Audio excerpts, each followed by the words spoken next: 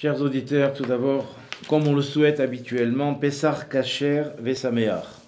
Pourquoi Kasher? Parce que malgré tout ce que nos épouses, nos filles, nos mamans font dans les maisons, j'ai pas dit que nous ne faisions rien, mais c'est elles qui font le principal, eh bien, il faut encore une autre prière. Que la maison soit Kasher. Ce que l'on fait, nous nettoyons. Pas nettoyer simplement la maison, mais nettoyer du Hametz, nettoyer du Yetzer Hara, nettoyer peut-être même du Satan. Qu'est-ce qu'on peut faire? On a fini, les nettoyages sont terminés, enfin ils ne sont jamais terminés, mais disons quand on arrive à la fête, eh bien il faut bien s'arrêter. Et qu'est-ce qu'il nous reste? Une prière. Cette prière, on va la faire dimanche soir. Dimanche soir avec la Bdikat Hametz. La Bdikat Hametz, c'est très simple.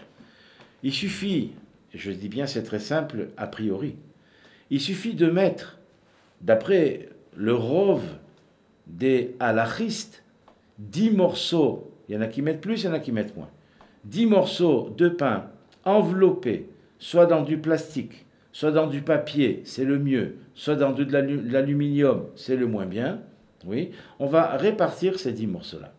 Avant, il y a une introduction à la bracha, et cette bracha que l'on fait al bi'u chametz, en vérité, ne signifie rien par rapport à l'action que je vais faire. Qu'est-ce que je vais faire dimanche soir?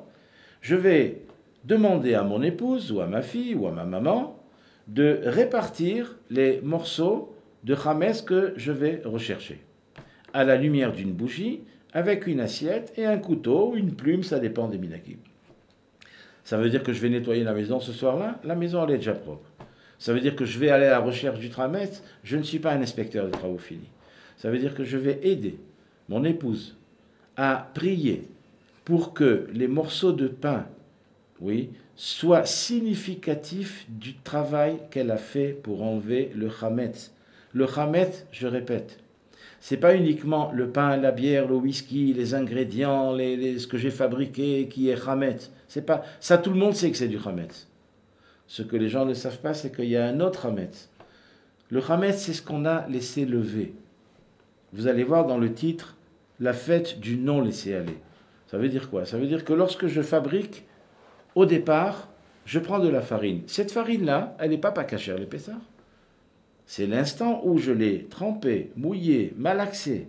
Si je la laisse un certain temps, même avec des ingrédients qui sont kasher les Pessah, je dépasse, en l'occurrence 18 minutes, la matzah sera du pain. Elle ne sera pas kasher. Ce qui veut dire que je n'ai pas la possibilité de me laisser aller quand je fabrique la matzah qui va être ma matzah. Vous allez avoir en proposition dans tous les magasins plusieurs types de matzot. Vous avez des matzot qui sont normales, c'est-à-dire les matzot que l'on connaît, les rondes, les grandes.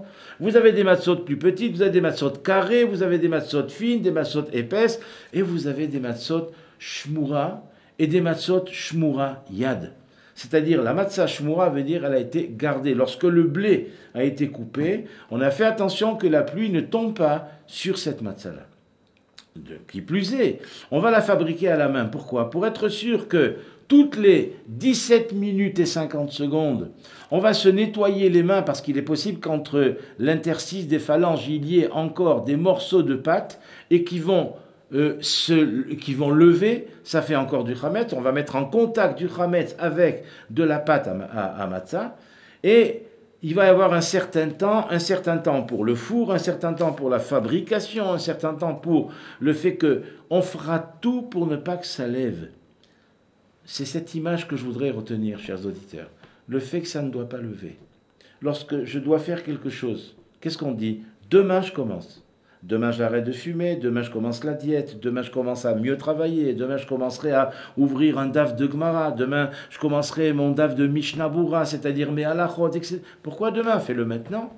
Non, mais parce qu'on a besoin, malheureusement, c'est un petit peu une maladie chez l'homme, on a besoin d'un déclic dans le temps. On a parlé il y a quelques semaines à ce même site-là de Espace Torah, que Dieu les bénisse, on a dit que il y a la notion du temps que Dieu a donné à Moshe. Cette notion du temps, elle va m'aider à dire demain, non. Comme Akadosh Baruch Hu a donné le temps à Moshe, il a dit Kazé Vekadesh, maintenant, commence maintenant. Je ne dois pas fumer, je commence maintenant. Pourquoi attendre demain? Demain, peut-être que je vais même vous donner un petit secret que mon Rav, le Rav Ringer, Alav Shalom, avait donné une fois. Il avait dit une fois dans les textes que c'est pas très sympa, mais malheureusement il faut le savoir. Lorsque je décide de faire quelque chose et que je le dis, le Yetzer Hara, il est là, il m'écoute. Dès qu'il m'écoute, il va faire tout pour empêcher que je fasse l'action. De là, le Rav disait, lorsque tu as dit que tu fais l'action, tu as déjà fait la moitié de l'action. C'est-à-dire le fait de dire que demain je vais arrêter de fumer, le Yetzer Hara est là, il fera tout pour t'empêcher d'arrêter de fumer. Au contraire, il va donner encore plus envie. C'est-à-dire que dès que tu le dis, ne le dis pas. Lorsqu'on fait la matzah, on ne va pas raconter comment on fait. On fait, j'ai pas le temps aujourd'hui de t'expliquer.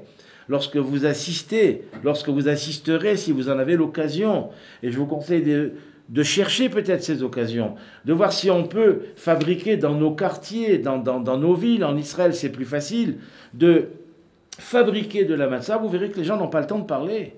La matzah, ça va vite. On n'a pas le temps de laisser lever. Le levain n'a pas sa place dans la matzah. C'est ça toute la vie de l'homme juif. On n'a pas le temps de laisser passer le temps. On donne trop de temps au temps. On laisse faire les choses. Demain, je te répondrai, etc. Lorsque, la seule fois, je dis bien la seule fois, où Moshe Rabbeinu a laissé passer du temps, c'est lorsque Korach veut régler le problème à son avantage, en ce qui concerne le problème de Korach et Moshe, et lorsque Moshe leur dit, Rabotai, demain on se voit, parce que Moshe voulait calmer la colère. Mais c'est la seule. Apparemment, on nous apprend, dans le judaïsme, de régler les problèmes de suite. Il y a, Dieu préserve, un couple qui ne va pas, on va chez eux immédiatement. Non, on va laisser voir comment ça peut évoluer. Il y a un problème de travail. Je vais y aller quand j'aurai fini. Je vais y aller quand je me sentirai. Je vais y aller quand j'aurai l'occasion. Il n'y a pas ni fini, ni sentirai, ni... J'y vais de suite. La matzah nous apprend que le chametz, on ne doit pas le laisser. Vous savez qu'entre le chametz et le mot matzah, il n'y a pas de différence. Il n'y a que la barre du hey qui va se boucher avec un morceau de chametz qui va devenir un chet. Dans le chet, nous avons chametz. Dans le he, nous avons à la fin du mot matzah. Et si tu laisses la matzah s'allonger, le temps de cuisson s'allonger, le temps de fabrication, tu vas laisser le chametz prendre sa place. On ne veut pas. Mais si le chametz prend la place, il va boucher l'ouverture du he qui est, je le répète, Akadosh Baruch Hu, et il n'y aura plus que le chet. Au lieu d'avoir de la matzah avec un he à la fin, on aura du chametz avec un chet. Et ça, c'est justement une chose qu'il ne faut pas. Chers auditeurs, je vous souhaite un Pessar Kasher Vesameach, une fête joyeuse, sans problème, ni en Israël, ni chez vous, Be'ezrat Hashem, et que l'on puisse jouir de la deuxième sortie d'Égypte, qui sera celle de la Géoula. Amen.